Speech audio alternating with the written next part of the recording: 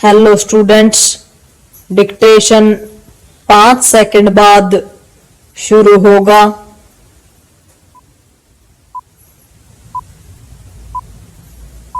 Start. यह अच्छा है कि मोदी सरकार जनगणना कराने की तैयारी कर रही है। विराम। इसमें और देरी नहीं की जानी चाहिए क्योंकि कोविड महामारी और फिर लोकसभा चुनावों के कारण पहले ही बहुत देर हो चुकी है। विराम।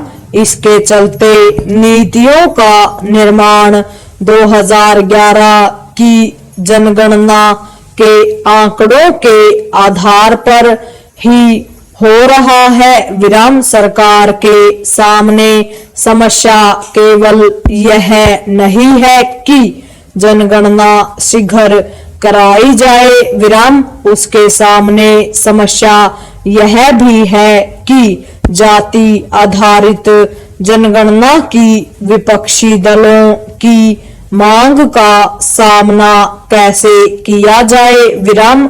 विपक्षी दल और विशेष रूप से कांग्रेस न केवल जाति जनगणना पर जोर दे रही है बल्कि इसे लेकर सरकार पर दबाव भी बना रही है। विराम। सरकार को इस दबाव का प्रतिकार करना होगा क्योंकि जाति जनगणना की मांग केवल संकीर्ण राजनीतिक स्वार्थों के इरादे से की जा रही है। विराम। जाति जनगणना का उद्देश्य समाज को चुनावी लाभ के लिए जातियों में गोलबंद करना और जातिगत आरक्षण को तूल देकर वोट बैंक की राजनीति को धार देना है। विराम। यह सही है कि भारतीय समाज जातियों में विभाजित रहा है, लेकिन अब जब यह विभाजन लगातार कम होता जा रहा है तब जाति जनगणना कराकर जाति की राजनीति करने वालों को सामाजिक विभाजन का अवसर नहीं दिया जाना चाहिए। विराम। इसलिए और भी नहीं क्योंकि जाति की राजनीति करने वाले जातीय वैमनस्य को भी हवा देते हैं। विराम। पैरा। जाति जनगणना से केवल विभाजनकारी प्रवृत्तियों के सिर उठाने का ही खतरा नहीं है। विराम। यह एक बेहद जटिल काम भी है और इसीलिए 2011 में मनमोहन सरकार ने जाति जनगणना कराने के बाद भी उसके आंकड़े सार्वजनिक करना सही नहीं समझा था।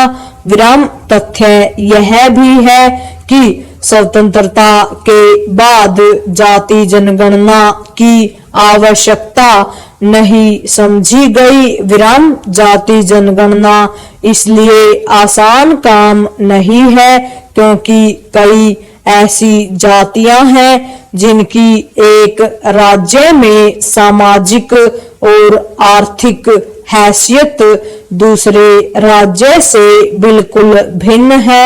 विराम। इतना ही नहीं, कहीं उनकी गिनती अनुसूचित जाति में होती है तो कहीं पिछड़ी जाति में। विराम। जाति जनगणना के पीछे यह तर्क दिया जाता है कि पिछड़ेपन का एकमात्र आधार जाति है। विराम। यह एक ऐसा समय था लेकिन अब हालात बदल चुके हैं। विराम। आज शहरों में किसी को इससे मतलब नहीं कि कौन किस जाति का है विराम।